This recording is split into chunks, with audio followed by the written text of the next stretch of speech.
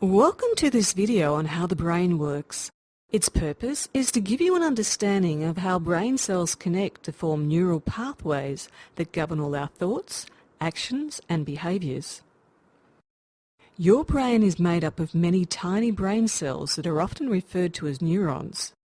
Your brain has about 100 billion neurons.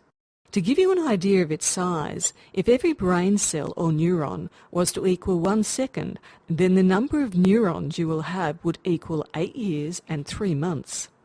This massive amount of neurons gives everyone the opportunity to achieve extraordinary things.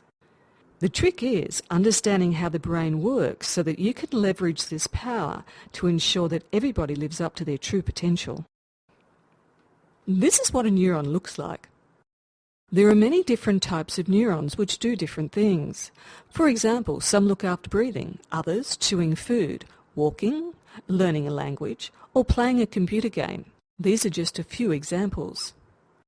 Everything that you do stems from your brain cells or neurons forming connections with each other. Let's now have a look at how neurons work so that you can harness their inbuilt power. All neurons have a cell body which includes a nucleus.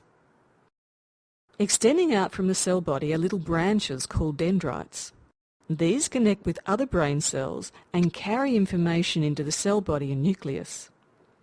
The cell body sends the information via an electrical current, similar to that of a light bulb, through a string-like cable called an axon. The axon string then sends the information out through the axon terminals to other neurons. Axons can vary in length from a fraction of a centimetre to as long as several metres, as is the case when the brain sends messages to the toes to move. The axon terminals have as many as 10,000 branches spread out towards the dendrites of other neurons. When an electrical impulse reaches an axon terminal, it communicates across a tiny gap called a synapse. This is referred to as synaptic firing. This is how brain cells or neurons communicate with one another. Basically what happens is, say for example when a child learns to walk, a group of neurons team up together by communicating with one another by synaptic firing. Now when a child first starts to walk, they probably got up and then fell down again. But after a while they learnt to walk without falling down or holding on to anything. What was happening in the brain was that a group of neurons joined together to form a team that then became responsible for the child's walking. At first, because the neurons didn't know one another very well, they were not used to working together, and that is why the child found that it could walk a little and then fall down. As the neurons got used to teaming up with each other, the child began to walk much more easily. The neurons, through repeated contact with one another, were now known as a team of neurons that, when activated, allowed the child to walk. All the child now needs to do is to think, I would like to walk from the bedroom to the lounge room, and the body automatically responds. It is the same for everything, whether it be learning to drive a car or play a computer game. At first, you had to focus and think a lot about what you were doing, but after a while, when the brain cells got used to being together, you found that you could do it without thinking about it. At the beginning, we have to consciously think about the task, but with repeated action, teams of neurons form at an unconscious level. Basically, everything we do, say, think and feel works like this. Now, as you can see, the brain is pretty amazing. But why is it that people can learn some things easily, like walking and talking, but other things like education, sports, cooking, etc., some people find difficult? You might be asking, do some brains lack the ability and the potential of other brains? Do some people have smarter brains than others? Well, the answer is no, they don't. All brains, unless they have been physically damaged in some way, have the potential to achieve extraordinary things. All we need to do is to learn how to make it work for us. Now comes the interesting part. Every thought that we have is linked to a group of neurons, forming a connection. So let's say, for example, someone has a thought that says that they can't do maths or art. Unfortunately, the brain doesn't say, that's a silly thought. It just takes on every thought as being true. So if somebody thinks they can't do something, a group of neurons is going to form which will prevent that person from being able to perform that task. Henry Ford said it best in his famous quotation, "Whether you think you can or you think you can't, you are right." As you're probably aware, Henry Ford was responsible for the T-model Ford, something that his engineers told him on 3 separate occasions that was not possible to build. Henry Ford told them on the 3rd occasion not to come back to him unless they had figured it out.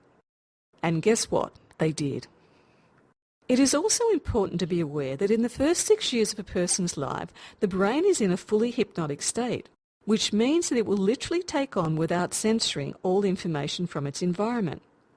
The reason why the brain does this is it is programmed to form lots of neural connections during the early part of our lives, so that we can grow and develop at a rapid rate.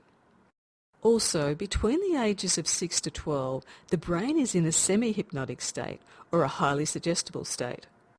The majority of our beliefs and attitudes about ourselves occur during these formative years. So basically, a child will take on most of what they interact with during the first 12 years of their life. This includes what they are told, how they are treated, and their perception of events.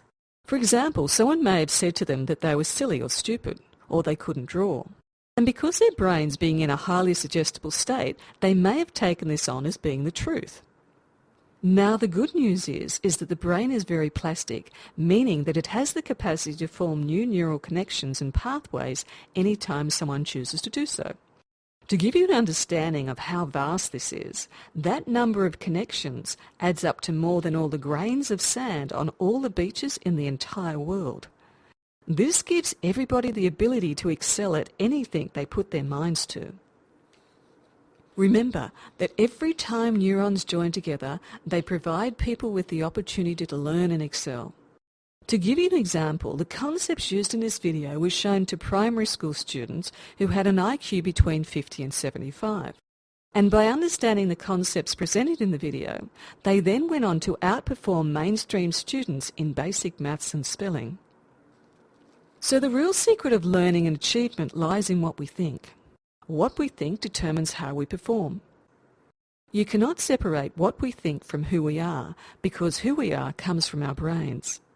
Our brains cannot work until connections are made between neurons. All that we know, all that we are, comes from the way the neurons are connected and form teams. As stated previously, the good news is we can replace any team of neurons that are not allowing us to maximize our brain's amazing ability to learn and excel in life. Remember that each of our lives and how we live it is made up of a group of neurons or brain cells that affect what we do and how we behave. Each of us has the ability to change any group of neurons, as well as creating new groups that allow us to do and achieve amazing things. All we need to do is to decide whether we want to access our brain's amazing potential.